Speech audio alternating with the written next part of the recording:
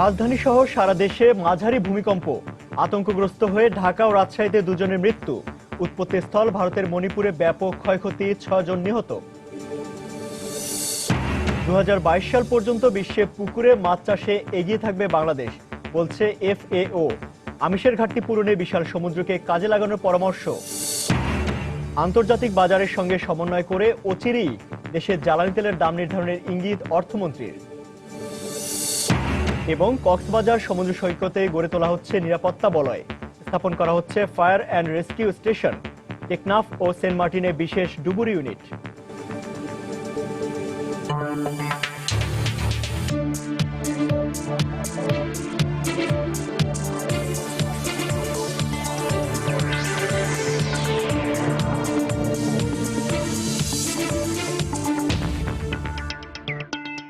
দেখছেন শিরোনাম। আমন্ত্রণ জানাচ্ছি দেশ ও দেশের বাইরের অর্থ বাণিজ্যের নানা খবর নিয়ে আমাদের নিয়মিত আয়োজন এ সময়ের বাণিজ্য। আর আপনাদের সঙ্গে আছি আমি ইমতিয়াজ আহমেদ।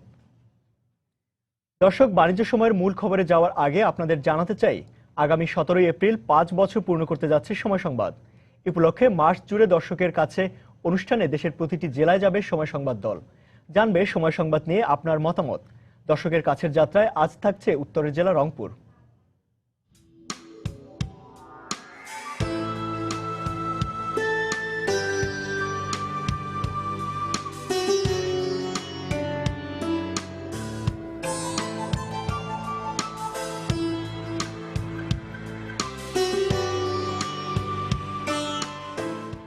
এই মুহূর্তে রংপুরের দর্শকদের সঙ্গে আছেন আমাদের সহকর্মী মিজানুর রহমান কবির। আমরা সরাসরি চলে যাচ্ছি সেখানে।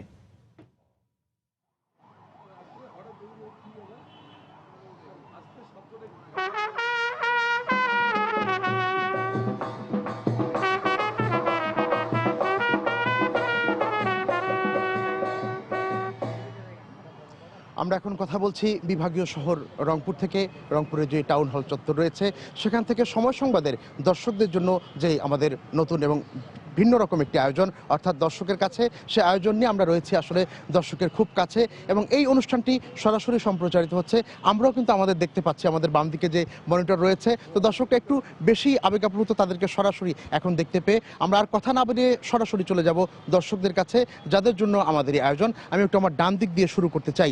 ডান দিকে যে দর্শকরা রয়েছেন আপনাদেরকে শুভেচ্ছা এবং স্বাগত জানাচ্ছি। আপনাকে দিয়ে শুরু করতে চাই, সময় সংবাদ আপনাদের প্রত্যাশার ঠিক কতটা পূরণ করতে পেরেছে? ধন্যবাদ। আসলে অনেকটাই পূরণ করতে পেরেছে। আমরা খুবই আনন্দিত সময় চ্যানেলের কাছে এবং উপকৃত হচ্ছি। প্রতিনিয়ত তারা আমাদের আপডেট নিউজ দিচ্ছে। তবে আমাদের প্রত্যাশাও বেড়ে গেছে। আমরা আশা করি যে আগামীতে সময় চ্যানেলটা যদি আমাদের তরুণ প্রজন্মকে তাদের আরও ভালোভাবে তারা এগিয়ে যেতে পারে সে ব্যাপারে, প্লাস নারীদের জন্যে এবং শিশুদের জন্যেও যদি আরও বেশি করে তাদের সমস্যাগুলো প্লাস তাদের সম্ভাবনার দিকগুলো যদি তুলে ধরে সে। ধন্যবাদ আপনাকে। আপনার কাছে জানতে চাইবো যে আপনি ঠিক কোন প্রত্যাশা নিয়ে সময় সংবাদের দর্শক হিসেবে রয়েছেন? আমি সময় টিভির সকল কর্মকর্তা কুশলীকে নববর্ষের ইংরেজি নববর্ষের শুভেচ্ছা জানাচ্ছি। আমি প্রত্যাশা করি আমাদের উত্তরাঞ্চল অবহেলিত কৃষি অঞ্চল, এই অঞ্চলের বিভিন্ন সমস্যা তুলে ধরে এই অঞ্চলে যাতে ব্যাপক কর্মসংস্থান সৃষ্টি হতে পারে। ধন্যবাদ আপনাকে। আপনার প্রত্যাশা পূরণে আমরা কতটা কাজ করছি বলে আপনার মনে হচ্ছে? জি ধন্যবাদ। সেটি হচ্ছে যে মানে এই যে খবর, শুধু খবরের উপর নির্ভর করে একটি টিভি চ্যানেল চলতে পারে এবং মানুষ যে একটা বিনোদনের ভেতর দিয়ে খবরটাকে গ্রহণ করা, এই কাজটি সময় টিভি খুব ভালোভাবে করেছে। এবং বিশেষ করে গ্রামীণ জনপদ সাধারণ মানুষের যে খবর, মানে অনেক টিভি আছে অনেক অনুষ্ঠানের ভেতর দিয়ে খবরকে ছোট করে তুলে ধরে, আর খবরকে প্রধান করে মানুষের কাছে পৌঁছে দেওয়া যে কাজটি সময় করেছে, আমরা সময়ের কাছে আরও দাবি করি যে বিশেষ করে শিশুদের জন্য খুব বিনোদন উপযোগী যেন কাজকর্ম সময় টিভি চালিয়ে নেয়।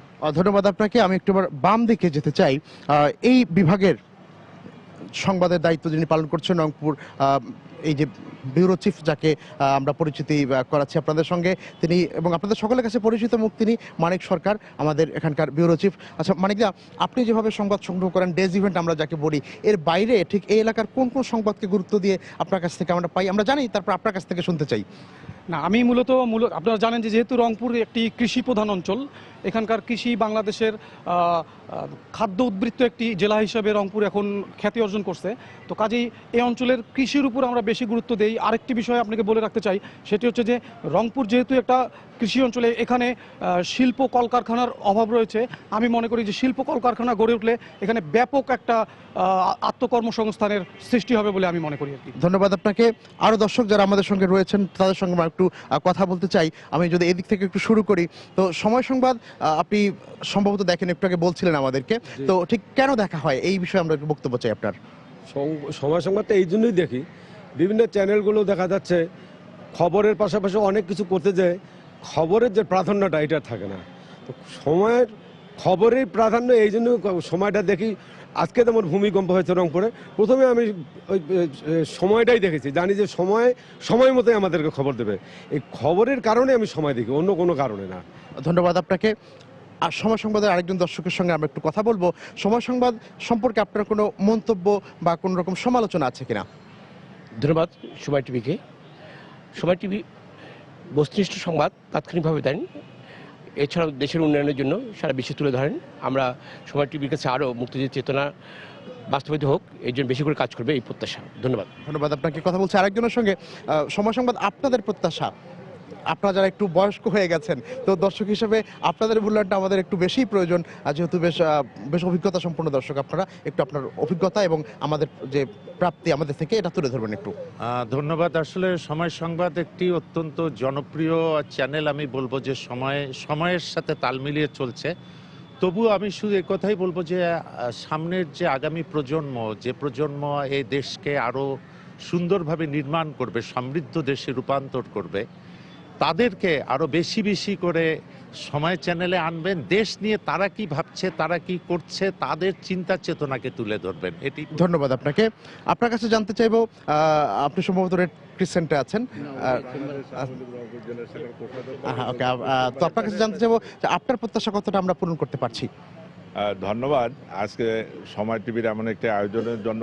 রংপুর বিভাগীয় শহর হিসাবে 7ম বিভাগীয় শহর, এবং এখানে সময় টিভি যে আজকের এই আয়োজন করছে, এই আয়োজনের জন্য আমি তাদেরকে ধন্যবাদ জানাচ্ছি। পাশাপাশি আমি সময় টিভির কাছে এমন একটি প্রত্যাশা করি যে জাতীয় পরিসংখ্যান অনুযায়ী রংপুর বিভাগ দেশের সবচেয়ে অনগ্রসর অঞ্চল। আমি ব্যবসায়িক প্রতিনিধি হিসাবে তাদের কাছে আশা করব যে এই অঞ্চলে শিল্প বাণিজ্যের প্রসার না ঘটলে এখানে মানুষের কর্মসংস্থান হবে না, এই অনগ্রসরতা দূর হবে না। সেক্ষেত্রে আমি একটি দাবি রাখবো, আপনাদের ব্যুরো চিফ একটু আগে বললেন এটি কৃষিভিত্তিক একটি অঞ্চল, আমি কথাটির সঙ্গে একটু দ্বিমত করব। আজকে থেকে 20 বছর আগে আমাদের দেশের পুরো অঞ্চলটাই, পুরো দেশটাই কিন্তু কৃষিভিত্তিক ছিল। যেভাবে সারা দেশ, আমরা আসলে ব্যাপারে কি করতে পারি? এক্ষেত্রে আপনাদের কাছে একটি অনুরোধ করব, আমাদের এই অঞ্চলের যে প্রেক্ষাপট ক্ষেত্র আছে, যে প্রেক্ষিত আছে, এই প্রেক্ষিতকে এবং প্রেক্ষাপটকে আমি মনে করি সরকারের দৃষ্টিতে নিয়ে আসা দরকার, যে এখানেও শিল্প করা সম্ভব, এখানেও কর্মসংস্থান হওয়া সম্ভব। ধন্যবাদ আপনাকে। আপনি এই বিষয়ের সাথে একটু যোগ করতে চান, আপনার কথায় মনে হলো। হ্যাঁ, রংপুরে একটি খুবই সমৃদ্ধ অঞ্চল, কৃষিতে শিল্পে এখনও পিছিয়ে আছি আমরা, সেই ব্যাপারে ওনার সঙ্গে আমি একমত পোষণ করছি। এবং সময় টিভিকে আমার ভালো লাগে আজকে এই জন্য বেশি ভালো লাগছে যে আপনারা যেখানে নির্ধারণ করেছেন আমাদের এই সমাবেশটি এবং যে র্যালি এখানে এসে পৌঁছেছে, সেটি সাংস্কৃতিক পীঠভূমি রংপুর অঞ্চলের, এবং আমরা যেখানে দাঁড়িয়ে আছি রংপুর টাউন হল, এটি আমরা আপনাদের এই সংবাদগুলো তুলে ধরছি। আর কিছু চাওয়া আছে কিনা? না, এই শহীদ স্মৃতি হলের সামনে দাঁড়িয়ে আছেন, আমাদের শহীদদের স্মৃতি, আমাদের মুক্তিযুদ্ধের ইতিহাস, রংপুরের ইতিহাস, রংপুরের সাংস্কৃতিক কর্মকাণ্ডকে আপনারা আরও বেশি বেশি করে তুলে ধরুন। এই ধন্যবাদ আপনাকে। আরেকজনের সঙ্গে আমরা কথা বলবো। তো আপনাদের তো একটি বিশেষ ধরনের চাহিদা থাকে যে নারীদের জন্য আলাদা অনুষ্ঠান হোক, তো এরকম কোনো বক্তব্য আপনার কাছ থেকে আমরা আশা করছি কিনা? আমি সময় টিভিকে ধন্যবাদ জানাচ্ছি আজকের এই আয়োজনের জন্য। আমি বলবো যে প্রত্যন্ত অঞ্চলে নারীদের যে উন্নয়ন হচ্ছে, নিভৃত উন্নয়ন, সেইগুলিকে বেশি বেশি করে আপনারা সময় টিভিতে আনবেন এবং আমরা অবশ্যই চেষ্টা করবো। ধন্যবাদ আপনাকে। দর্শক, আমরা কথা বলছি, আরো দর্শকের সঙ্গে কথা বলবো। আমি একটু আমার ডান দিকে যেতে চাই, এখানে অনেক দর্শক অপেক্ষা করে আছেন এবং তরুণ প্রজন্মের বেশ কয়েকজন রয়েছেন। আপনার সঙ্গে একটু কথা বলতে চাই আমরা, যে সময় সংবাদ আপনার দেখা হয়, তো আপনার বয়সে যারা রয়েছেন এদের জন্য আমরা আসলে কি করছি, সেটা আসলে কতটা কার্যকর ভূমিকা রাখছে সমাজে? আচ্ছা, সময় টিভি হচ্ছে 24 ঘন্টা সময় প্রচার করে থাকে, তো তারুণ্যের জন্য কখন আমাদের কি প্রয়োজন হয় এবং সমাজের মধ্যে কখন কি হচ্ছে না হচ্ছে আমরা দেখতে পাচ্ছি সময় টিভিতে। এটা আসলে আমাদের জন্য অনেক বড় একটা প্লাস পয়েন্ট। ধন্যবাদ আপনাকে। দর্শক, আমরা কথা বলছি, দর্শকের সঙ্গে কথা বলছিলাম এ কারণে যে পঞ্চম বর্ষ শেষে ষষ্ঠ বর্ষে আমরা পদার্পণ করতে যাচ্ছি। আমরা আবারও যাচ্ছি, আমাদের বাম দিকে যে দর্শকরা দাঁড়িয়ে রয়েছেন, সম্মানিত দর্শক, তারা আমাদের সঙ্গে কথা বলবেন। তো আপনার কোনো প্রত্যাশা সময়ের কাছে এই মুহূর্তে আছে কিনা? সময়ের তো সময় নেই, সময়ের প্রবাহ সারা বিশ্ব জুড়ে। আমি মনে করি যে যত চ্যানেল আছে এর মধ্যে একটি অন্যতম চ্যানেল গণমানুষের কথা বলে, রাজনীতির কথা বলে, এবং আমরা যখন দহগ্রাম আঙ্গর প্রত্যাতে যে সমস্ত চিত্রগুলো দেখেছি খুবই ব্যতিক্রমী, এবং আমরা বিস্মিত হয়েছি যে এত একবারে রিমোট এলাকায় গিয়ে সময় চলে গেছে।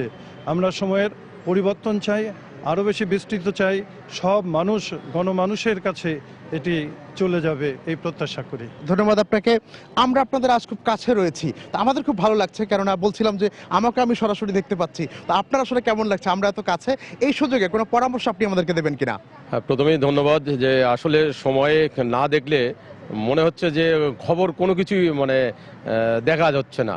যাই হোক, আমি একজন নাট্যকর্মী হিসাবে বলতে চাই, খবরের পাশাপাশি সাংস্কৃতিক অঙ্গনের খবরগুলোর জন্য সময় বেশি বেশি প্রচার করে। ধন্যবাদ। ধন্যবাদ আপনাকে। আরো দর্শকের সঙ্গে আমরা কথা বলবো। আপনি দেখছি অনেকক্ষণ যাবত অপেক্ষা করছেন, তো আপনার কি চাওয়া রয়েছে সময়ের কাছে? আমরা এখন যা দিচ্ছি তাতে কতটা আশাবাদী আপনি? হ্যাঁ, আমরা অনেক বেশি আশাবাদী যে সময় যেভাবে এগিয়ে যাচ্ছে আমরা চাই যে আগে সামনে আরও বেশি এগিয়ে যাক। অনেক আমাদের দেশের অনেক সুন্দর যে সংস্কৃতি আছে সেগুলো অনেক ভালোভাবে তুলে ধরুক। প্রত্যন্ত অঞ্চলের সংস্কৃতি আমরা যেন আরও ভালো, আরও সমৃদ্ধ একটা সময় টিভি দেখতে পাই, এটা আমরা প্রত্যাশা করছি। ধন্যবাদ আপনাকে। আপনি সময় সম্পর্কে একটু মূল্যায়ন চাইব আপনার। সময় টিভি বর্তমান যুগোপযোগী টিভি, কারণ এই টিভির মাধ্যমে আমাদের যে বর্তমানে যে গ্রাম বাংলার যে কৃষকদের চিত্রটা দেখায়, খবরটা দেখায়, এটা হলো যুগোপযোগী খবর। ধন্যবাদ আপনাকে। আপনি কোন বিষয়টি যোগ করতে চান ওনার সাথে? আমি যোগ করতে চাই যেটা রংপুরে বাল্যবিবাহ বেশি, এবং এর কারণে বাল্যবিবাহের কারণে জরায়ুর ক্যান্সার এবং রিপোর্ট হেলথের যে সমস্যা, সময় টিভি খুব সুন্দর একটা প্রোগ্রাম করে রংপুরবাসীকে কিছুদিন আগে আমার সাক্ষাৎকারটা ছিল যে বাল্যবিবাহ প্রতিরোধ এবং জরায়ুর ক্যান্সার। আমি চাই এই ধরনের প্রোগ্রাম আরও বেশি হোক, রিপ্রোডাক্টিভ হেলথের উপরে, বাল্যবিবাহ, জরায়ুর ক্যান্সার, মেয়েদের সচেতনতা আনতে সময় টিভির যে অগ্রণী ভূমিকা নিয়েছে আরও নিক। এবং গতকালে একটা ঘটনা বলি, যে ভূমিকম্পর পরে দৌড়ে ঘরে এসে ফার্স্টে আমার মেয়ে বললাম যে সময় টিভি ছাড়ো ওই ভোর 5টায়, এবং সঙ্গে সঙ্গে সময় টিভির খবরে দেখলাম যে ভূমিকম্প কোথায় কি, কারণ সময় টিভি খুব দ্রুত ডিজিটাল টাইপের রিপোর্ট করে। ধন্যবাদ আপনাকে। আপনি কোনো বক্তব্য রাখবেন কিনা আমাদের উদ্দেশ্যে? হ্যাঁ, অবশ্যই। আমি চাচ্ছি আমাদের দেশের যে নবীন প্রজন্ম দেশ সম্পর্কে অনেক কিছুই জানে না, তারা অনেক, এবং মুক্তিযুদ্ধ এবং ভাষা আন্দোলন সম্পর্কেও তাদের অনেক কিছু অজ্ঞাত আছে, এবং নতুন প্রজন্মকে বলতে চাই, তাদেরকে সময় টিভির মাধ্যমে আমরা বলতে চাই। ধন্যবাদ আপনাকে। আমরা এগুলো তুলে ধরবো। শেষ কথা বলছি আপনার সঙ্গে, আপনি ঠিক কি প্রত্যাশা করবেন সংক্ষেপে বলবেন? আমি সংক্ষেপে বলতে চাই এটাই যে আমাদের দেশ কৃষি প্রধান দেশ, আর কৃষির উন্নতি মানে আমাদের জাতীয় উন্নতি। এই সময় টেলিভিশন আমাদের কৃষি ক্ষেত্রে সুখ দুঃখ পাশে ছিল, এবং আমি আশা করি যে আমাদের পাশে থাকবে। ধন্যবাদ আপনাকে। দর্শক, আমরা এই রংপুরের বিভাগীয় যে টাউন হল রয়েছে এই চত্বর থেকে এখন আজকের মতো বিদায় নিতে চাই। পরবর্তীতে আমাদের দেখা হবে বেলা 4টায় গাইবান্ধা থেকে, সেই প্রত্যাশা রইল, এবং সেখানকার দর্শকদের আমরা আগাম আমন্ত্রণ জানিয়ে রাখছি। এখানে যারা রয়েছে তাদের সবাইকে ধন্যবাদ জানিয়ে আমরা আজকের মতো শেষ করতে চাই।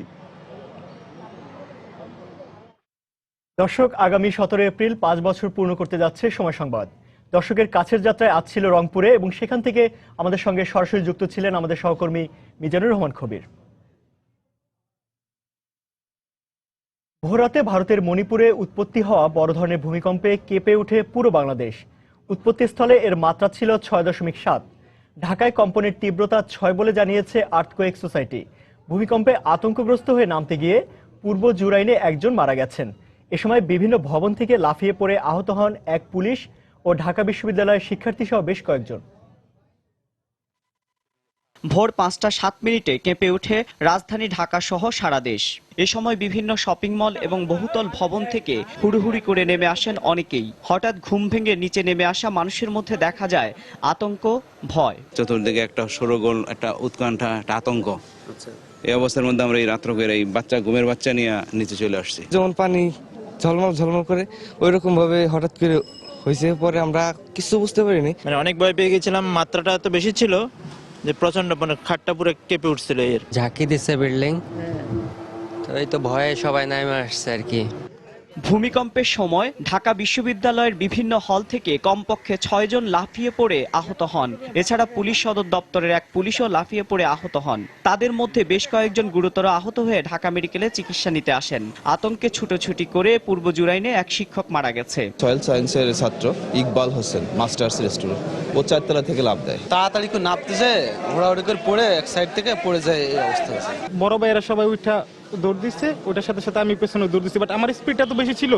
আইদারকে আমি 3 তলা থেকে লাফ দিচ্ছি নাকি পড়ে গেছি, ওটা আমার ওই সময় সেন্সটা ছিল না। ঢাকা মেডিকেল কলেজ হাসপাতাল কর্তৃপক্ষ জানিয়েছেন আহত প্রায় 40 জন চিকিৎসা নিতে আসেন। ইউনিভার্সিটির যে স্টুডেন্ট আছে তার কয়েক জায়গায় ফ্র্যাকচার আছে, হিপ ডিসলোকেশন আছে, পায়ে ফ্র্যাকচার আছে, সেগুলো রিডাকশন করা হয়েছে। পুলিশ কনস্টেবল একজন ভর্তি করেছি আমরা, তারও 2 পায়ে ফ্র্যাকচার আছে। আহতদের মধ্যে অনেককেই প্রাথমিক চিকিৎসার পর ছেড়ে দেওয়া হয়েছে। এমআর আমিন, সময় সংবাদ, ঢাকা। রাজধানীর মতো সারা দেশে ভূমিকম্পের প্রচণ্ড ঝাঁকুনিতে আতঙ্কিত হয়ে পড়েন নারী, শিশু ও বৃদ্ধ সহ সব শ্রেণীর মানুষ। এ সময় ঘর ছেড়ে রাস্তায় নেমে আসেন তারা। ভূমিকম্পে আতঙ্কগ্রস্ত হয়ে রাজশাহী ও লালমনিরহাটে 2 জন মারা গেছেন। সিলেটে অন্তত 40 জন আহত হওয়ার খবর পাওয়া গেছে। প্রথমে ঝাঁকড়া দেওয়ার পরে আমার মেয়েকে কুলে নিছি, নেওয়ার পরে আমার স্বামী উনাকে আমাদের 2 জনকে বাঁচাইতে গিয়ে উনার মাথা ফাইটা গেছে সারা। আমার মাথা এই জায়গায় পড়ছে, আস্তা মাথা ফুলা, পায়ে পড়ছে ইট। দেওয়াল ভেঙে পড়ে ঘরের উপরে পড়ে ওইখানে 4 জন, আমাদের ঘরে 4 জন মেম্বার গুরুতরভাবে আহত হয়। এখন এই অবস্থা, মালিক এখনো আসে নাই, ওকে বারবার ফোন করার পরে উনি আসতেছে না। উনি বলতেছে এটা প্রাকৃতিক দুর্যোগ।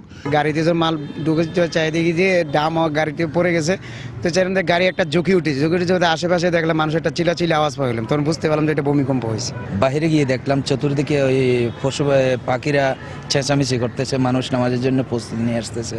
ঠিক ওই মুহূর্তগুলি এইভাবে অনুভব করছে। হঠাৎ দেখি যে মানে খাটটাট নড়তেছে এবং মানে দুলতেছে, এরকম একটা অবস্থা। এর ভিতরে আর কি দেখি যে ফ্যান এবং আরো টেবিলের উপরে গ্লাস ছিল, জগ ছিল, এগুলো কাঁপাকাঁপি করতেছে। সবাই মিলে উঠে যায় এবং নিচে চলে আসি, সবাই মিলে ঘরের বাইরে আতঙ্কে বের হয়ে আসি আর কি। ভূমিকম্পে খাট লড়ছে, শোকেস লড়ছে, হঠাৎ করে বাইরে বের হয়ে পড়ছি। ভূমিকম্পের উৎপত্তিস্থল ছিল ভারতের মণিপুর। 6.7 মাত্রার ভূমিকম্পে রাজ্যের এখন পর্যন্ত 6 জনের মৃত্যুর খবর পাওয়া গেছে। এছাড়া আহত হয়েছে অর্ধ শতাধিক। ক্ষয়ক্ষতির মাত্রা জানা না গেলেও এরই মধ্যে গুয়াহাটি থেকে 2টি উদ্ধারকারী দল ইম্ফলের উদ্দেশ্যে রওনা হয়েছে। পরিস্থিতি মোকাবেলায় আসাম অবস্থানরত স্বরাষ্ট্রমন্ত্রী রাজনাথ সিং এর সাথে টেলিফোনে কথা বলেছেন ভারতের প্রধানমন্ত্রী নরেন্দ্র মোদী। সোমবার ভোরে ভূমিকম্পে কেঁপে ওঠে ভারতের মণিপুর রাজ্য। 6.7 মাত্রার ভূকম্পনে বাসাবাড়ি ছেড়ে নিচে নেমে আসে অনেকেই। আর ভূমিকম্পটির উৎপত্তিস্থল মণিপুরের রাজধানী ইম্ফলে নির্মাণাধীন 6 তলা একটি ভবন হেলে পড়ে। সেখানেও জনমনে দেখা দেয় ব্যাপক আতঙ্ক। এছাড়া ভূকম্পনের মাত্রা বেশি হওয়ায় ভারত জুড়ে দেখা দিয়েছে আতঙ্ক। কম্পনের কিছুক্ষণ পরেই সামাজিক যোগাযোগ মাধ্যম টুইটারে অনেকেই ভূমিকম্পের ক্ষয়ক্ষতির ছবি পোস্ট করে। এসব ছবিতে দেখা যায় বিভিন্ন সড়কে ফাটল দেখা দিয়েছে ভূমিকম্পের প্রভাবে। মার্কিন ভূতাত্ত্বিক সংস্থা USGS প্রথমে ভূমিকম্পের মাত্রা 6.8 জানালেও পরে তারা তা কমিয়ে 6.7 নিয়ে আসে। সংস্থাটি আরও জানিয়েছে ভূকম্পনের গভীরতা ছিল 55 কিলোমিটার। আসাম, অরুণাচল প্রদেশ, মেঘালয়, নাগাল্যান্ড, মিজোরাম এবং ত্রিপুরাতেও ভূমিকম্প অনুভূত হয়েছে। তানজিম মুনিয়াত, সময় সংবাদ। দর্শক, এবার অর্থ বাণিজ্যের নিয়মিত খবর। দেশে কয়েক বছর ধরে বাড়ছে মৎস্য চাষ ও আহরণের পরিমাণ। জাতিসংঘের খাদ্য ও কৃষি সংস্থা FAO বলছে 2022 সাল পর্যন্ত বিশ্বে পুকুরে মাছ চাষে সবচেয়ে বেশি এগিয়ে থাকবে বাংলাদেশ। এই সম্ভাবনাকে কাজে লাগাতে এরই মধ্যে উন্নত প্রজাতির পোনা আমদানি সহ নেওয়া হয়েছে বেশ কিছু পদক্ষেপ। তবে বিশাল সমুদ্র থেকে মৎস্য আহরণে দ্রুত পদক্ষেপ নেওয়ার পরামর্শ বিশেষজ্ঞদের। বিস্তারিত কামরুল হাসান সবুজের রিপোর্টে। সফলতার গল্প সবার কাছে একরকম নয়। জীবিকার তাগিদে বিভিন্ন দেশ ঘুরে কয়েক বছর আগে দেশে ফিরেন ধামরাইয়ের যাদবপুর ইউনিয়নের জসিমউদ্দিন মোল্লা। এরপর শুরু করেন মাছ চাষ। এতে সফল হয় তার ভবিষ্যৎ পরিকল্পনাও মাছ চাষকে ঘিরেই। মাছের প্রজেক্ট আরো বাড়ানোর চিন্তা ভাবনা করতেছি। যেমন এই বছরে আমি নতুন একটা প্রজেক্ট বাড়াইছি। যত ব্যবসা আছে এটার মধ্যে মাছ চাষের ব্যবসা সবচেয়ে বেশি। এমন ছোট ছোট উদ্যোগ সফলতার মুখ দেখায় উৎপাদন বাড়ছে দেশের মৎস্য খাতে। জাতিসংঘের খাদ্য ও কৃষি সংস্থার মূল্যায়নে দেখা যায় বিশ্বে মুক্ত ও বদ্ধ জলাশয় মৎস্য আহরণ ও উৎপাদনে বাংলাদেশের অবস্থান যথাক্রমে চতুর্থ ও পঞ্চম। আর এ খাতের উন্নয়নে মাঠ পর্যায়ে প্রযুক্তিগত সহায়তা বাড়ানোর পাশাপাশি আমদানি করা হচ্ছে মাছের উন্নত প্রজাতি। তেলাপিয়ার একটা জাত আছে যেটা আমরা মালয়েশিয়া থেকে আমদানি করেছি, গলদা চিংড়ি এবং বাগদা চিংড়ি আছে। এই দুইটা জাতকে রক্ষা করে একটা রোগমুক্ত জাত আমরা হাওয়াই থেকে আমদানি করেছি। আমাদের অবস্থানটা যাতে নিচে না নেমে যায়, এটা আমাদের প্রধান টার্গেট। বিশেষজ্ঞরা বলছেন অভ্যন্তরীণ আমিষের ঘাটতি পূরণ ও রপ্তানি আয় বাড়াতে আরো গুরুত্ব দিতে হবে সামুদ্রিক মৎস্য আহরণকে। ফিশারিজ প্রোডাকশন এখন আসছে আপনার প্রায় 35 লক্ষ মেট্রিক টন। এর মধ্যে 6 লক্ষ মেট্রিক টন আসে আপনার সমুদ্র থেকে। ডিপ সি ফিশিং যদি করি, লং লাইন যদি করি, টুনা মাছ যদি ধরি বা অন্যান্য মাছ যদি আমরা ধরার চিন্তা ভাবনা করি, তাহলে পরে সেটা বেড়ে সহজেই 10 লক্ষ মেট্রিক টন হতে পারে। গত 5 বছরে মৎস্য খাতের গড় প্রবৃদ্ধি 5.61%। আর দেশে মোট জনগোষ্ঠীর প্রায় 11% মানুষ জড়িত এই খাতের বিভিন্ন কার্যক্রমে। কামরুল হাসান সবুজ, সময় সংবাদ, ঢাকা।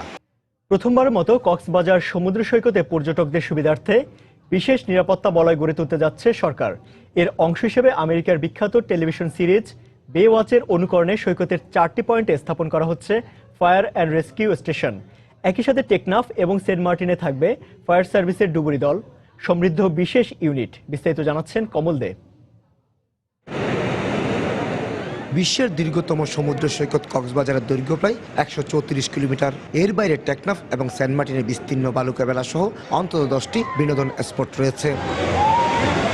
আর এখানকার নয়নাবিরাম সৌন্দর্য দেখার জন্য বছরে 10 লাখের বেশি পর্যটক ভিড় জমায় কক্সবাজারে। কিন্তু এখন পর্যন্ত সরকারি উদ্যোগে পর্যটকদের নিরাপত্তায় তেমন কোনো ব্যবস্থা গড়ে ওঠেনি। বেসরকারি ব্যবস্থাপনায় পরিচালিত হাতে গোনা কয়েকজন লাইফগার্ডে শেষ ভরসা। ফলে প্রতি বছরে এখানে সাগরে ডুবে প্রাণহানির ঘটনা ঘটে। 4টি প্রতিষ্ঠানে লাইফগার্ড কাজ করতেছে। এখানে 4টি হচ্ছে বেসরকারি প্রতিষ্ঠান। এমন দিন আসে 10,000 30,000 লোক হয়, কিন্তু আমাদের লাইফগার্ড আছে মাত্র পুরা 20টাতে 40 থেকে 45 জন। পর্যটকদের নিরাপত্তায় অবশেষে টনক নড়েছে সরকারের। এই অবস্থায় শুরু হয়েছে কক্সবাজারে বে watch fire and rescue station স্থাপনের প্রক্রিয়া। 4টা বন্ডে আমাদের সকাল থেকে সন্ধ্যা পর্যন্ত আমাদের টিমগুলো কাজ করবে। আমার বে ওয়াচ টাওয়ার থাকবে এবং মেরিন ডেপটে আমরা 120 কিলোমিটার এটা আমরা কভার করব। বে watch fire and rescue station শুধু পর্যটকদের নিরাপত্তায় নয়, প্রাকৃতিক দুর্যোগকালীন সময়ে উপকূলীয় এলাকা থেকে সাধারণ মানুষকে সরিয়ে আনার কাজও করবে। যারা টুরিস্ট কক্সবাজারে আসে তারা অনেক সময় সমুদ্রে পানিতে ডুবে যায়, তাদেরকে দ্রুত রেস্কিউ করা সম্ভব হবে। যথাসম্ভব হয়তো জীবিতই আমরা বেশিরভাগই অনেকে জীবিত উদ্ধার করা সম্ভব হবে। কর্মকর্তারা জানিয়েছেন প্রধানমন্ত্রী শেখ হাসিনার আগ্রহের কারণেই এই প্রকল্পের সম্ভাব্যতা যাচাই করে স্থানীয়ভাবে প্রতিবেদন দাখিল করা হয়েছে। বর্তমানে প্রস্তাবনাটি স্বরাষ্ট্র মন্ত্রণালয়ে বিবেচনাধীন রয়েছে। কমল দে, সময় সংবাদ, কক্সবাজার। অচিরেই আন্তর্জাতিক বাজারের সঙ্গে সমন্বয় করে জ্বালানি তেলের দাম নির্ধারণ করা হবে বলে ইঙ্গিত দিয়েছেন অর্থমন্ত্রী আবুল মাল আব্দুল মুহিত। রোববার metropolitan chamber of commerce and industries MCCI এর একটি প্রতিনিধি দলের সঙ্গে বৈঠক শেষে তিনি এই ইঙ্গিত দেন। এ সময় উৎপাদন ব্যয় কমিয়ে বিনিয়োগকে উৎসাহিত করতে ব্যবসায়ীদের পক্ষ থেকে জ্বালানি তেলের দাম সমন্বয়ের দাবি জানানো হয়। এছাড়াও সরকারের হাতে নেওয়া বিভিন্ন অবকাঠামো উন্নয়নের কর্মসূচির অগ্রগতি মূল্যায়ন কমিটিতে বেসরকারি স্টেক হোল্ডারদের অংশগ্রহণের সুযোগ রাখারও দাবি জানান MCCI নেতারা। পরে মন্ত্রী বলেন, আন্তর্জাতিক বাজারে তেলের দাম কমলেও পূর্বের ক্ষতি পুষিয়ে নিতেই সরকার এতদিন দাম কমায়নি। তবে সম্প্রতি বাংলাদেশ পেট্রোলিয়াম কর্পোরেশনের অতীতের আর্থিক ক্ষতিপূরণ হওয়ার জ্বালানি তেলের দাম পুনর্নির্ধারণের বিষয়ে মন্ত্রিসভায় আলোচনা করা হবে বলে জানান মুহিত।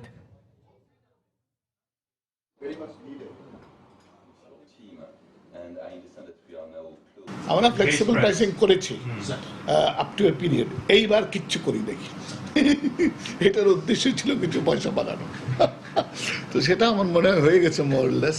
এখন এটা রিকনসিডার করতে হবে। বাট এজ আই সেড, এটা আমাদের উইদিন দি ক্যাবিনেট একটু ব্যাপার আছে।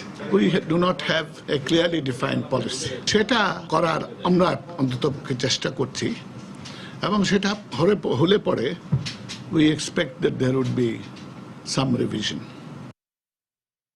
জনজীবন নিরাপদ এবং জঙ্গি আক্রমণ নিয়ন্ত্রণ করতে না পারলে বিরূপ প্রভাব পড়বে দেশের অর্থনীতিতে। পাশাপাশি ভ্যাট আইন কার্যকর করা এবং বিনিয়োগ পরিস্থিতির উন্নয়ন হবে চলতি অর্থবছরের সরকারের জন্য সবথেকে বড় চ্যালেঞ্জ। রোববার রাজধানীর ব্র্যাকিন সেন্টারে 15-16 অর্থবছরের প্রথম অন্তর্বর্তীকালীন পর্যালোচনায় এসব বিষয় তুলে ধরে বেসরকারি গবেষণা সংস্থা Centre for Policy Dialogue CPD. চলতি অর্থবছরের প্রথম 3 মাসে অর্থনীতির গতি প্রকৃতি নিয়ে এক পর্যালোচনার আয়োজন করে সিপিডি। পর্যালোচনায় বিনিয়োগ পরিস্থিতিকে সবচেয়ে গুরুত্ব দিয়ে ডক্টর দেবপ্রিয় ভট্টাচার্য বলেন, সাম্প্রতিক সময়ে ব্যক্তি খাতে বিনিয়োগের মন্থর গতি অর্থনীতিতে নেতিবাচক প্রভাব ফেলছে। বোর্ড অফ ইনভেস্টমেন্টের যে নিবন্ধনের সংখ্যা কমে গেছে, আপনার ফরেন ডাইরেক্ট ইনভেস্টমেন্ট যেভাবে আসছিল সেটাও স্লথ, এমনকি পুঁজিবাজারে আইপিওর সংখ্যা কমে গেছে। অপরদিকে যে মেয়াদি ঋণ শিল্প খাতে যায় সেই ঋণের পরিমাণ কমেছে, পুঁজি পণ্যের আমদানি কমেছে এবং একই সাথে রাজস্বের ক্ষেত্রেও যে আদায় পরিস্থিতি দুর্বল। দেশে গত 5-6 মাসে শান্তি শৃঙ্খলা থাকার পরেও, বিশ্ববাজারে জিনিসপত্রের দাম কম থাকার পরেও দেশের ভিতরে অর্থনৈতিক স্থিতিশীলতা, বিশেষ করে সুদের হার কমা, মূল্যস্ফীতি কমের দিকে, টাকার বিনিময় হার স্থিতিশীল, সেই রকম একটি পরিস্থিতিতে ব্যক্তি খাতে বিনিয়োগ বাড়লো না। এইটা আমাদের সবচেয়ে বেশি বিচলিত করেছে। অনুষ্ঠানে রাষ্ট্রীয় বিনিয়োগ কাঠামো, এডিপি এবং ব্যাংকিং খাতের জন্য বেশ কিছু সংস্কারের সুপারিশ করা হয়। এছাড়া রপ্তানি প্রবৃদ্ধির সাম্প্রতিক ওঠানামা চিন্তার বিষয় উল্লেখ করে এ খাতে সরকারের মনোযোগ আকর্ষণ করা হয়। এখন সময় হয়েছে যে আরো একটি ব্যাংকিং কমিশন করে বর্তমান ব্যাংকিং খাতের যে অবস্থা সেটার পরিস্থিতি তুলে ধরার জন্য এই কমিশন আমাদেরকে কি ধরনের সংস্কার কর্মসূচি লাগবে সেই ধরনের একটি প্রস্তাবনা দিবেন এবং অটোমেশন, রিস্ক ম্যানেজমেন্ট এবং অন্যান্য যে বিষয়গুলো আছে, চেকস অ্যান্ড ব্যালেন্সের এবং ট্রান্সপারেন্সির, সেই বিষয়গুলো সম্পর্কে এই কমিশন আসলে তাদের মতামত এবং সুপারিশ সরকারের কাছে দিতে পারেন। ভ্যাট আইন কার্যকর করা চলতি অর্থ বছরে সরকারের জন্য চ্যালেঞ্জ হিসেবে উল্লেখ করা হয় পর্যালোচনায়। সাজিদ রাজু, সময় সংবাদ, ঢাকা। আগামী দিনে বিশ্বের যে 10টি দেশের প্রবৃদ্ধি সবচেয়ে সন্তোষজনক পর্যায়ে থাকবে তার মধ্যে বাংলাদেশের অবস্থান তৃতীয়। রোববার সচিবালয়ে এক সংবাদ সম্মেলনে কথা জানান বাণিজ্যমন্ত্রী তোফায়েল আহমেদ। এছাড়া কর মওকুফ নিয়ে বাংলাদেশ ব্যাংকের প্রতি ব্যবসায়ীদের যে আস্থার সংকট সৃষ্টি হয়েছে, নতুন বছরে তা দূর করতে কাজ করবেন বলেও জানান মন্ত্রী। যারা 2015 সালে নিয়মিত ব্যাংকের লোন পরিশোধ করেছে তাদেরকে 10% রিবেট দেওয়া হবে। ব্যবসায়ীরা 10% রিবেট পাবে বলে তারা ব্যাংক পরিশোধ করেছে, অনেকেই যারা সৎ ভালো ব্যবসায়ী তারা পরিশোধ করেছে। হঠাৎ একটা প্রজ্ঞাপন জারি করা হলো যেটা 2015 না 2016 জানুয়ারি থেকে, এবং কোনো কোনো ব্যবসায়ী অনেক টাকা তারা রিবেট পেত, সেটা অ্যাডজাস্টমেন্ট হতো। যেটা গুড থিং। এই যে এখন আস্থার সংকট হলো, সিদ্ধান্ত নিয়েছি যে আমি মাননীয় অর্থমন্ত্রীর সাথে আলোচনা করব। আমি যদিও বাংলাদেশ ব্যাংকের গভর্নরের সাথে কথা বলেছি, ডেপুটি গভর্নর মিস্টার সুরের সাথে কথা বলেছি যে হাইয়েস্ট প্রবৃদ্ধি হবে, তার মধ্যে বাংলাদেশ অন্যতম এবং আমাদের পজিশন 3rd। চলতি অর্থবছরের বাকি মাসগুলোতে স্থিতিশীলতা থাকলে প্রবৃদ্ধি 7% কাছাকাছি পৌঁছাবে বলে আশা প্রকাশ করেছেন বাংলাদেশ ব্যাংকের গভর্নর ডক্টর আতিউর রহমান। রোববার কেন্দ্রীয় ব্যাংক কার্যালয় স্কিল ফর এমপ্লয়মেন্ট ইনভেস্টমেন্ট প্রোগ্রামের আওতায় নির্বাচিত প্রতিষ্ঠানকে অ্যাওয়ার্ড প্রদান ও প্রশিক্ষণ কার্যক্রম উদ্বোধন অনুষ্ঠানে তিনি কথা বলেন। তিনি আরও বলেন, জিডিপি প্রবৃদ্ধি আরও বাড়াতে হলে দক্ষ জনসম্পদ গড়ে তুলতে হবে। বাংলাদেশ ব্যাংকের উদ্যোগে নতুন এ প্রকল্প দক্ষ মানব সম্পদ উন্নয়নে ভূমিকা রাখবে বলে আশা প্রকাশ করেন গভর্নর। এ প্রকল্পের সাহায্যে 8টি প্রতিষ্ঠানের মাধ্যমে 10,200 জনকে 12টি কোর্সের মাধ্যমে প্রশিক্ষণ দেওয়া হবে। গার্মেন্টস, আইসিটি, হালকা প্রকৌশল, অটোমোবাইল, শিল্প কারখানার যন্ত্রাংশের রক্ষণাবেক্ষণ, এই 5টি বিষয় প্রশিক্ষণের জন্য নির্ধারণ করা হয়েছে। যেভাবে শান্তি বিরাজ করছে, এখন অর্থনৈতিক শান্তিটা যদি বিরাজ করে, আমরা যদি আরো 6 মাস কষ্ট করি, কাজ করি, গত বছর আমরা 6.5 ছিলাম, এই বছর আমরা 7 কাছাকাছি চলে যাব। সবাই মিলে মিনিস্ট্রি, বাংলাদেশ ব্যাংক, পিকেএসএফ এবং আপনারা সকলে মিলে যদি একসঙ্গে হাঁটতে থাকি, দেশটা এগুবেই এবং আমরা যে লক্ষ্য আমাদের সামনে আছে, উন্নত দেশ হব ইনশাল্লাহ। সে 2041 সালে আমরা উন্নত দেশ হবই হব। এখনো পুরোপুরি জমে ওঠেনি ঢাকা আন্তর্জাতিক বাণিজ্য মেলা, তবে আগামী কয়েকদিনের মধ্যেই ক্রেতা দর্শনার্থীদের পদচারণায় মুখর হয়ে উঠবে মেলা প্রাঙ্গণ, এমনটাই প্রত্যাশা মেলায় অংশগ্রহণকারীদের। আর এবারে রাজনৈতিক পরিস্থিতি শান্ত থাকায় দর্শনার্থীরাও নিশ্চিন্তে আসছেন মেলাতে। বিএনপি জামাতের ডাকা অবরোধের কারণে গেল বছরের বাণিজ্য মেলা ছিল অনেকটাই নিষ্প্রাণ। তবে এবছরে দেশের রাজনৈতিক পরিস্থিতি শান্ত থাকায় মেলায় অংশগ্রহণকারীদের প্রত্যাশা একটু বেশি রয়েছে। এখনো অধিকাংশ স্টল ক্রেতা শূন্য থাকলেও ভিন্ন চিত্র গৃহস্থালী বিভিন্ন পণ্যের স্টলগুলোতে। নিত্য ব্যবহৃত এসব পণ্যের খোঁজে নারী ক্রেতাদের ভিড়ই বেশি এসব দেশি বিদেশি স্টলে। দেখা যায় যে মার্কেটে গেলে বিভিন্ন জায়গাতে যেতে হয়, কিন্তু বাণিজ্য মেলায় আসলে সব ধরনের জিনিসপত্রই আমি পাই। পরিবারে ইউজের জন্য সব ধরনের জিনিসই পাওয়া যায়। এক বছর পর এই দিনটার অপেক্ষা করি যে মেলা যখন আসবে তখন এখান থেকে কিছু কিছু জিনিস কিনবো। আর গেল বছর ব্যবসায়িক ক্ষতি কাটিয়ে এবারে মেলায় কাঙ্ক্ষিত সাড়া পাবেন বলে প্রত্যাশা বিক্রেতাদের। গত বছরের তুলনাতে এবার মনে করেন কোনো রকম ওই ধরনের কোনো ডিস্টারবেন্সও নাই। মোটামুটি আমরা আশা করতেছি ভালো হবে বলে। মেলা উপলক্ষে আমাদের নতুন কিছু প্রোডাক্ট অলরেডি এসছে। আর অফারের মধ্যে আছে আপনার হচ্ছে আমাদের 7-in-1 একটা সেট আছে ননস্টিকের, সেটার সাথে আমরা একটা ফ্রি দিচ্ছি আপনার টি হাঁড়ি। মেলার প্রথম দিকটায় দর্শনার্থী কিছুটা কম থাকলেও কয়েকদিনের মধ্যেই পুরোপুরি জমজমাট হয়ে উঠবে বলে প্রত্যাশা মেলায় অংশ নেওয়ার প্রতিষ্ঠানগুলোর। ইমতিয়াজ আহমেদ, সময় সংবাদ, ঢাকা। দর্শক দেখছিলেন আমার করা একটি প্রতিবেদন। 21তম ঢাকা আন্তর্জাতিক বাণিজ্য মেলার চতুর্থ দিন আজ। এই মুহূর্তে রাজধানীর শেরেবাংলা নগরে মেলা প্রাঙ্গণে রয়েছেন আমাদের সহকর্মী মোস্তফা মাহবুব। বিস্তারিত জানতে সরাসরি চলে যাচ্ছি তার কাছে। ইমতিয়াজ, যেমনটা আপনি বলছিলেন যে আসলে বাণিজ্য মেলা মাত্র চতুর্থ দিন আজকে। এই বাণিজ্য মেলা কিন্তু পুরো জানুয়ারি মাস জুড়েই চলে। সাধারণত আমরা দেখেছি অতীতের অভিজ্ঞতা থেকে যে মেলা শুরুর যে প্রথম যে 10 দিন বা 15 দিন তখন কিন্তু আসলে খুব বেশি দর্শক সমাগম বা ক্রেতা সমাগম আমরা দেখতে পাই না। তারই মানে সেই অভিজ্ঞতায় আসলে বলা যায় যে আজকে সকালবেলা যখন আমি এখানে এসেছি সকালেও কিন্তু আসলে দর্শনার্থীদের তেমন ভিড় কিন্তু আমি দেখতে পাইনি। সাধারণত আসলে এখানে যারা স্টল দিয়েছেন বা যারা অংশগ্রহণ করেছেন তাদের বিভিন্ন প্রতিনিধিরা মূলত আসলে মেলায় ঢুকছিল, সেই ভিড়টি কিন্তু এখানে মূলত দেখা গেছে। দর্শক এই মুহূর্তে দেখতে পারবেন যে আমরা আসলে বাণিজ্য মেলায় ইরানি পণ্যের যে স্টল সেটি দেখানোর চেষ্টা করছি। এখানে আসলে খুব বেশি ভিড় আছে এমনটি কিন্তু বলা চলে না। আসলে মেলা শুরু হয়েছে মাত্র 4 দিন হলো। এখানে আসলে যারা অংশগ্রহণ করেছেন বিভিন্ন প্রতিষ্ঠান, সেই প্রতিষ্ঠানের যারা বিক্রয় প্রতিনিধি আছেন তাদেরকেও কিন্তু আমরা দেখেছি যে এক বিক্রয় প্রতিষ্ঠানের প্রতিনিধি হয়তো আরেক বিক্রয় প্রতিষ্ঠানে গিয়ে দেখছেন এবং পণ্য দেখতে পাচ্ছেন। তো আসলে চতুর্থ দিন সকালে আজকে যদিও কর্মদিবসগুলোতে সাধারণত দেখা যায় যে বাণিজ্য মেলায় খুব বেশি ভিড় আসলে হয় না। সকালবেলাটাতে দেখা যায় যে সাধারণত বিশ্ববিদ্যালয় বা স্কুল কলেজের শিক্ষার্থীরা এখানে আসেন। তো আজকে চতুর্থ দিনের আজকে 4 জানুয়ারি চতুর্থ দিনে কিন্তু আসলে আমরা নিরাপত্তার যে বিষয়টি সেটাও দেখতে পেয়েছি। ব্যাপক নিরাপত্তার কর্মীরা কিন্তু এখানে আছেন, পুলিশ আছেন এবং অন্যান্য নিরাপত্তা নিশ্চিত করার জন্য অন্যান্য যে সরকারের নিরাপত্তা বাহিনীর সদস্য তারা কিন্তু এখানে আছেন। তো দর্শক এই মুহূর্তে দেখা যাচ্ছে যে আমরা আসলে একটি পণ্যের দোকান দেখতে পাচ্ছি যে বিভিন্ন রকম নিত্য প্রয়োজনীয় পণ্য সহ আসলে বিভিন্ন রকম যে পণ্য সেই পণ্যের কিন্তু সমাহার আমরা এখানে দেখতে পাচ্ছি। এখানে আসলে বিক্রয় প্রতিনিধিদের সাথে আমি কথা বলে জেনেছি যে বাণিজ্য মেলার যে ধরনের আমেজটি আসলে থাকে সাধারণত দর্শনার্থীদের মধ্যে উৎসাহ থাকে এবং ক্রেতারাও কেনেন, সেই ধরনের পরিস্থিতি কিন্তু এখনো তৈরি হয়নি। তো এই ছিল আসলে আমার কাছে বাণিজ্য মেলার চতুর্থ দিনের সকালের খবর। দর্শক, 21তম ঢাকা আন্তর্জাতিক বাণিজ্য মেলার সর্বশেষ খবর জানাচ্ছিলেন আমাদের সহকর্মী মোস্তফা মাহবুব। পর্যাপ্ত জাহাজ না থাকা সহ কিছু সীমাবদ্ধতার কারণে 2 বছরেও পানগাঁও ইনল্যান্ড কন্টেইনার টার্মিনাল পুরোপুরি সচল করা যায়নি বলে জানিয়েছেন নৌ পরিবহন মন্ত্রী শাহজাহান খান। রোববার রাজধানীর সোনারগাঁও হোটেলে চট্টগ্রাম বন্দরের 20 লাখ TEUS কন্টেইনার হ্যান্ডেলিং এর রেকর্ড উপলক্ষে আয়োজিত সংবাদ সম্মেলনে নৌ পরিবহন মন্ত্রী একথা জানান। এ সময় নির্ধারিত সময়ের 1 বছর আগেই চট্টগ্রাম বন্দরে 2 মিলিয়ন কন্টেইনার ক্লাবের সদস্য হওয়ার স্বীকৃতি হিসেবে বন্দর চেয়ারম্যান রিয়ার অ্যাডমিরাল নিজামুদ্দিন আহমেদকে সাফল্য সনদ তুলে দেন নৌ পরিবহন মন্ত্রী।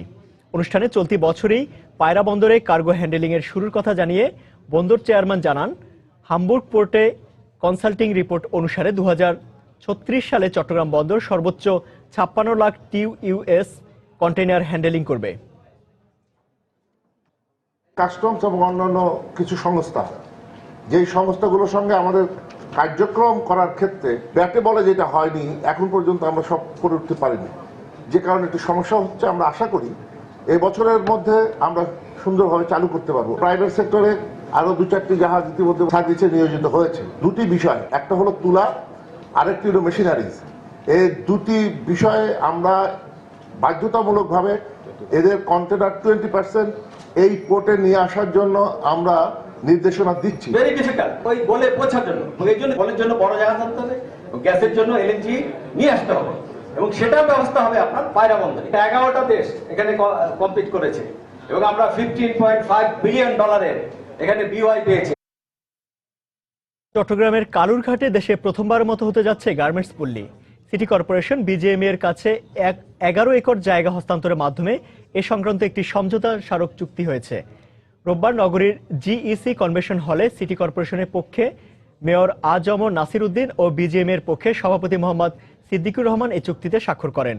কালুরঘাট এলাকায় গড়ে তোলা চিটাগাং অ্যাপারাল জোন নামে এ প্রকল্প নির্মাণে ব্যয় হবে 250 কোটি টাকা। 2018 সালের শেষ দিকে এটি নির্মাণ কাজ শেষ হবে বলে জানানো হয়েছে।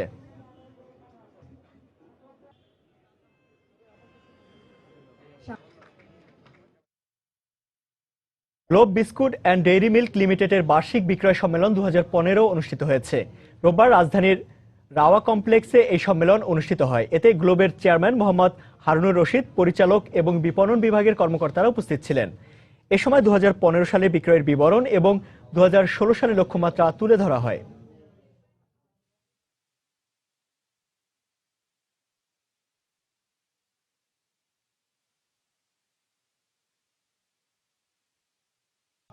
এবার দেশের বাইরের অর্থ বাণিজ্যের খবর।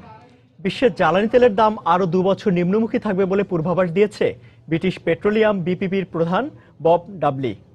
2015 সালের শেষ দিকে জ্বালানি তেলের দাম ব্যারেল প্রতি সর্বনিম্ন $35 পৌঁছানোর প্রেক্ষিতে এ পূর্বাভাস দেন তিনি। তেলের এ দরপতনের কারণে চীনা অর্থনীতির ধীরগতি এবং বিশ্বের জ্বালানি তেলের অতিরিক্ত সরবরাহকে দায়ী করছেন তিনি। 2016 সালের শেষ দিকে তেলের দামে কিছুটা স্থিতিশীলতা আসলেও 2017 সালের আগে দাম বাড়বে না বলেও মন্তব্য করেন তিনি। মূলত তেল রপ্তানিকারক দেশগুলোর সংগঠন ওপেক জ্বালানি তেলের উত্তোলন না কমানোয় অব্যাহত রয়েছে দরপতন। বিশ্বের 55% কম্পিউটার ব্যবহারকারী অপারেটিং সিস্টেম হিসেবে উইন্ডোজ 7 বেছে নিলেও এ সিস্টেম নিরাপদ নয় বলে জানিয়েছেন মাইক্রোসফট কর্তৃপক্ষ। সম্প্রতি এ ধরনের সতর্কতা জারি করে মাইক্রোসফট কর্তৃপক্ষ আরও জানায়, ভবিষ্যতে সফটওয়্যার এবং হার্ডওয়্যার তৈরির ক্ষেত্রে নিরাপত্তার বিষয়টি আরও গুরুত্বের সাথে দেখবে মাইক্রোসফট।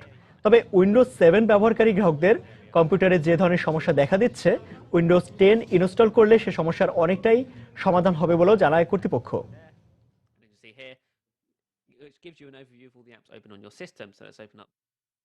গ্রামীণ সংস্কৃতি ও দেয়ালে আঁকা চিত্রকর্মগুলো পর্যটকদের কাছে জনপ্রিয় করে তুলতে এবার ভিন্নমাত্রিক প্রযুক্তির ব্যবহার করছে ইন্দোনেশিয়া।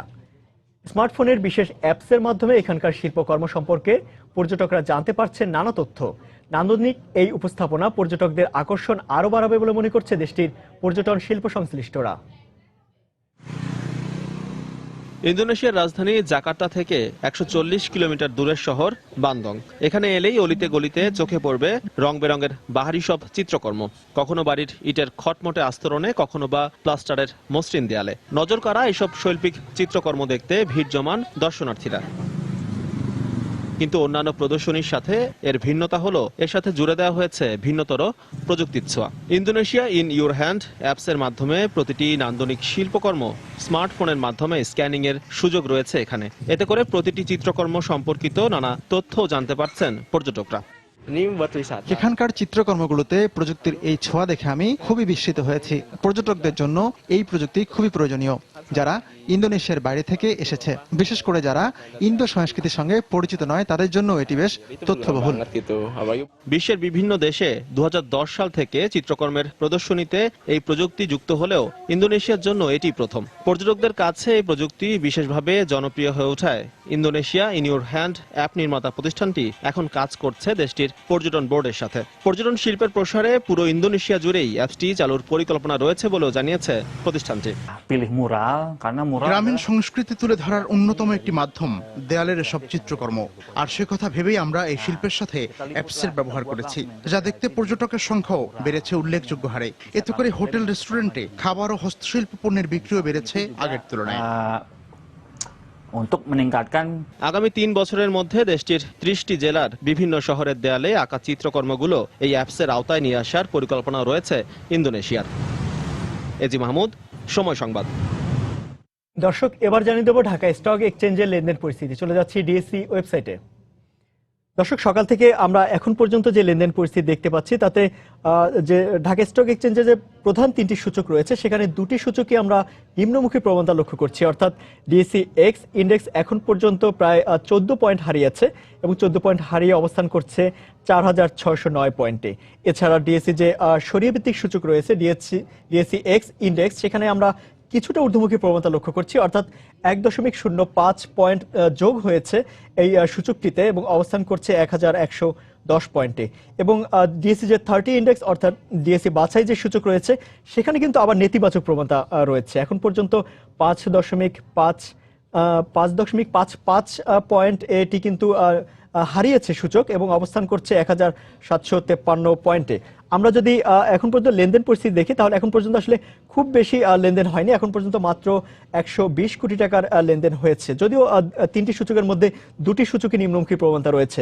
আর যদি আমরা দর বাড়ার তালিকা দেখি তাহলে এখন পর্যন্ত দাম বেড়েছে 89টি প্রতিষ্ঠানের এবং দাম কমেছে 119টি প্রতিষ্ঠান, অর্থাৎ অধিকাংশ প্রতিষ্ঠানই কিন্তু দাম কমেছে আমরা দেখতে পাচ্ছি। তবে দাম অপরিবর্তিত রয়েছে 53টি প্রতিষ্ঠান। আমরা যদি একই সঙ্গে টপ 20 শেয়ারের তালিকা দেখে নিতে চাই তাহলে প্রথমে আমরা দেখতে পাচ্ছি টপ 20 তালিকার 1 নম্বর অবস্থান করছে বেক্সিমকো। এটি সর্বশেষ লেনদেন হচ্ছে 31 টাকা এবং সর্বোচ্চ দর আমরা দেখতে পাচ্ছি 31 টাকা 20 পয়সা এবং সর্বনিম্ন দর এখন পর্যন্ত এটি দেখা যাচ্ছে 30 টাকা 80 পয়সা সর্বনিম্ন দরে লেনদেন হয়েছে। তালিকার 2 নম্বরে রয়েছে ওয়েস্টার্ন মেরিন শিপইয়ার্ড লিমিটেড। এটি সর্বশেষ লেনদেন হয়েছে 22 টাকা 60 পয়সা এবং এখন পর্যন্ত এটি সর্বোচ্চ দর উঠেছে 23 টাকায়। সর্বনিম্ন দরে লেনদেন হচ্ছে এই শেয়ারটি 22 টাকা 50 পয়সায়। তালিকার 3 নম্বরে রয়েছে কেডিসি এক্সেসরিজ লিমিটেড। এটি এখন পর্যন্ত যে সর্বশেষ লেনদেন আমরা দেখতে পাচ্ছি তাতে 87 টাকা 50 পয়সা সর্বশেষ লেনদেন হচ্ছে এবং এই শেয়ারটির সর্বোচ্চ দর এখন পর্যন্ত আমরা দেখতে পাচ্ছি 88 টাকা, সর্বনিম্ন দর 86 টাকা 80 পয়সায়। তালিকার 4 নম্বর অবস্থান করছে ইউনাইটেড পাওয়ার জেনারেশন ডিস্ট্রিবিউশন কোম্পানি লিমিটেড। এটি এখন পর্যন্ত যে লেনদেন পরিস্থিতি তাতে দেখা যাচ্ছে 140 টাকা 60 পয়সায় সর্বশেষ লেনদেন হচ্ছে এবং সর্বোচ্চ দর আমরা দেখতে পাচ্ছি 140 টাকা 90 পয়সায়। এবং সকাল থেকে এটি লেনদেন সর্বনিম্ন দর যেটি ছিল সেটি হলো 143 টাকা 80 পয়সা। সকাল থেকে এটি সর্বনিম্ন দরে লেনদেন হয়েছে। এবং আমি যদি এই শেয়ারটির গতকাল লেনদেন পরিস্থিতি বলে দেই তাহলে এটি গতকাল লেনদেন হয়েছিল 143 টাকায়, সর্বশেষ এটি লেনদেন হয়েছিল। এবং তালিকার 5 নম্বর রয়েছে সাউথার্ন লিমিটেড। এটি এখন পর্যন্ত সর্বশেষ লেনদেন হচ্ছে 17 টাকায় 50 পয়সায় এবং এখন পর্যন্ত 17 টাকা 50 পয়সায় সর্বোচ্চ দর এটি উঠেছে এবং 17 টাকা 50 পয়সায় এটি সর্বনিম্ন দর, অর্থাৎ একই দর রয়েছে এই শেয়ারটির সর্বোচ্চ এবং সর্বনিম্ন দর। তো মোটামুটি ঢাকা স্টক এক্সচেঞ্জের লেনদেন পরিস্থিতি ছিল এমনটাই। দর্শক, আবার জানিয়ে দিচ্ছি এই সময় বাণিজ্যের শিরোনামগুলো। রাজধানী সহ সারা দেশে মাঝারি ভূমিকম্প, আতঙ্কগ্রস্ত হয়ে ঢাকা, রাজশাহী ও লালমনিরহাটে 3 জনের মৃত্যু, আহত শতাধিক, উৎপত্তিস্থল ভারতের মণিপুরে ব্যাপক ক্ষয়ক্ষতি, নিহত 6। 2022 সাল পর্যন্ত বিশ্বে পুকুরে মাছ চাষে এগিয়ে থাকবে বাংলাদেশ, বলছে FAO। আমিষের ঘাটতি পূরণে বিশাল সমুদ্রকে কাজে লাগানোর পরামর্শ। আন্তর্জাতিক বাজারের সঙ্গে সমন্বয় করে অচিরেই দেশে জ্বালানি তেলের দাম নির্ধারণের ইঙ্গিত অর্থমন্ত্রীর। এবং কক্সবাজার সমুদ্র সৈকতে গড়ে তোলা হচ্ছে নিরাপত্তা বলয়, স্থাপন করা হচ্ছে fire and rescue station, Teknaf ও সেন্ট মার্টিনে বিশেষ ডুবুর ইউনিট। এই ছিল সময়ের বাণিজ্যে। যে কোনো খবর পেতে ভিজিট করুন সময়নিউজ.tv আর সঙ্গে থাকুন সময়ের।